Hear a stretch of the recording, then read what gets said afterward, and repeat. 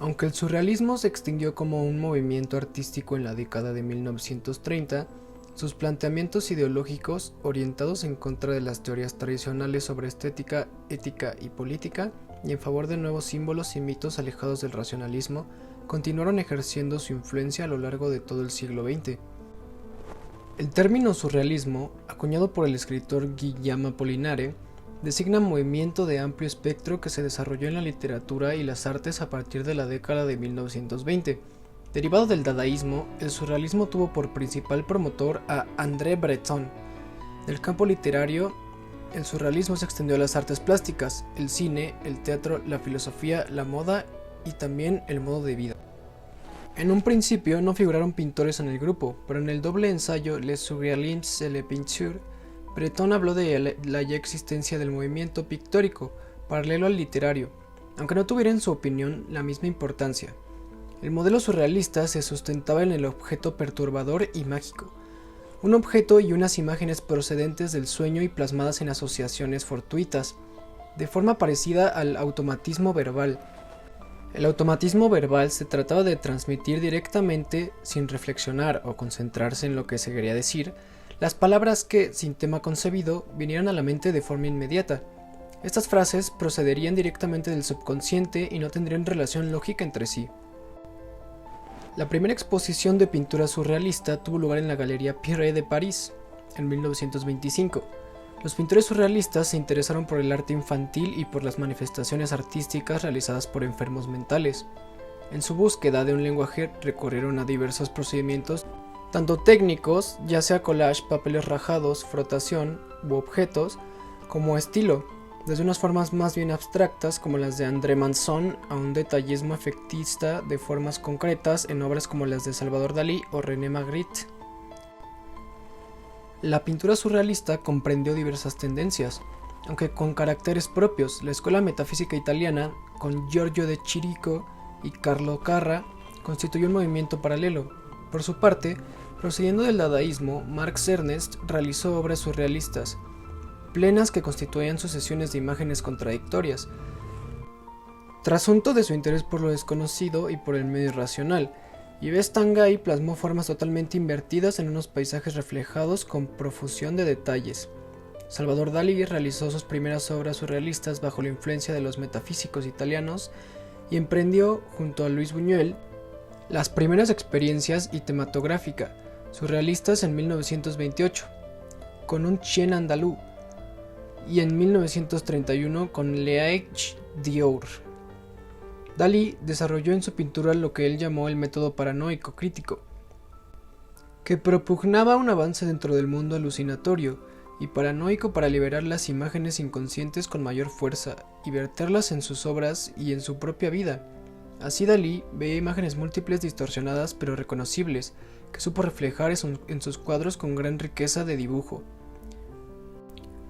René Magritte aportó a su pintura el juego ilusorio de una aparente realidad que establecía relaciones absurdas o ilógicas que, en el fondo, suponían indignaciones en la naturaleza de la representación. Paul Devaux combinó el canon clásico de belleza ideal con las imágenes únicas de personajes en un estado de trance. André Manson y Joan Miró desarrollaron una pintura surrealista de tipo abstracto.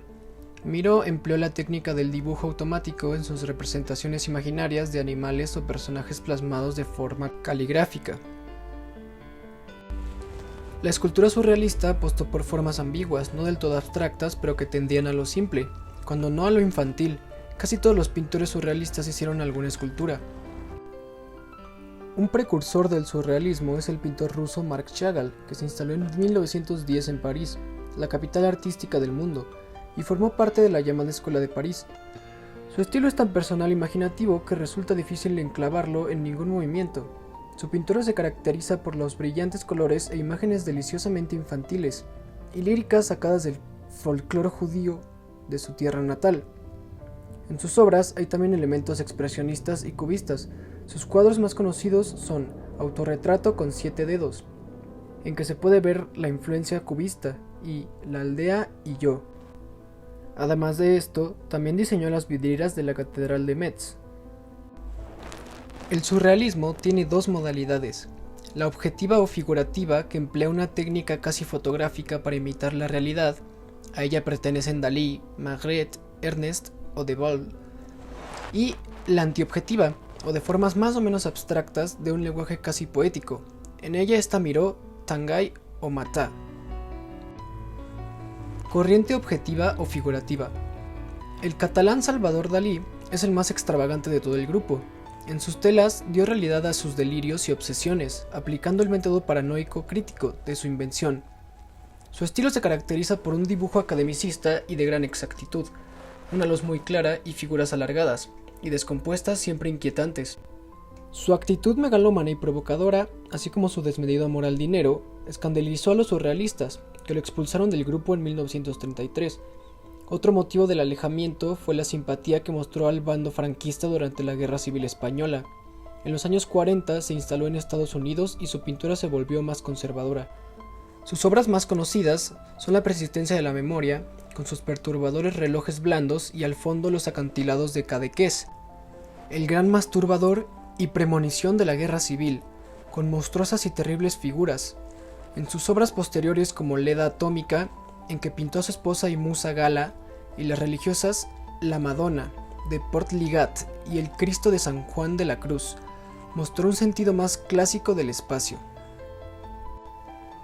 El belga René Magritte componía lienzos llenos de imaginación, pintaba con un gran realismo objetos cotidianos y los combinaba de forma incongruente y absurda. Sus graciosas telas son una mezcla de humor y poesía, cargada de enigmas y símbolos. Son muy conocidas, delirios de grandeza, con un cuerpo humano fragmentado, el tiempo detenido que muestra un tren saliendo de la chimenea de una habitación y la voz de los vientos con unos pesados globos que flotan. Max Ernst fue una figura destacada del dadaísmo y posteriormente pasó al surrealismo. Fue el adaptador de técnicas como el collage, la calcomanía y el fotomontaje surrealista, y el inventor de nuevas técnicas como el frottage, que proporciona calidades oníricas a sus obras más conocidas. Una serie de paisajes fantásticos que sugieren extraños bosques pétreos, mezcla de pesadilla y poesía.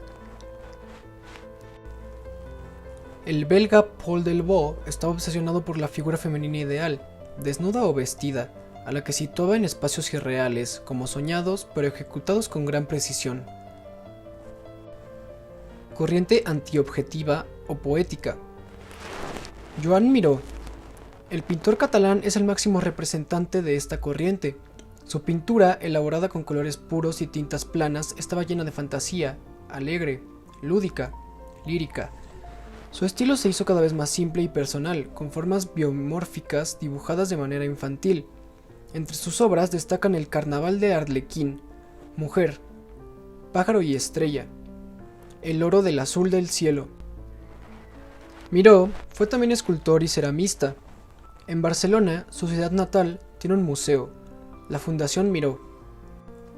El francés Yves Tanguy pintó misteriosos paisajes de sueño, como de fondos marinos o de otro planeta, llenos de objetos misteriosos y sensación de infinito como el tiempo amueblado. Roberto Mata, un pintor chileno, se unió mucho más tarde al movimiento surrealista. Emigrado a Estados Unidos en 1939, sus lienzos derrochan formas casi abstractas de brillantes colores y mucho movimiento. Los más importantes escultores fueron Jean Arp. Tras su etapa dada, donde había hecho relieves coloreados, pasó al surrealismo realizando, en piedra y bronce, composiciones exentas con formas ovaladas o curvas, como en concreción humana. Posteriormente, evolucionó hacia la abstracción geométrica. El suizo Albert Giacometti, tras unos insidios cubistas, tuvo una etapa surrealista de 1930 a 1934, en que se separó del movimiento. Preocupado por la figura humana, sus esculturas eran de poca masa, una especie de esqueletos en el espacio. Según su definición de yeso, madera o metales, destacan la mujer degollada y objeto invisible, una melancólica figura femenina. Sin embargo, su obra más conocida pertenece al expresionismo y es posterior a la Segunda Guerra Mundial, con sus figuras alargadas y consumidas, aisladas o en grupo, que expresan la soledad del hombre contemporáneo, como hombre que zozorba. el español Alberto Sánchez realizó unas originales y estilizadas figuras con huecos sugerentes, cargadas de poesía como El pueblo español tiene un camino que conduce a una estrella. Tras la guerra civil se exilió a la URSS donde murió.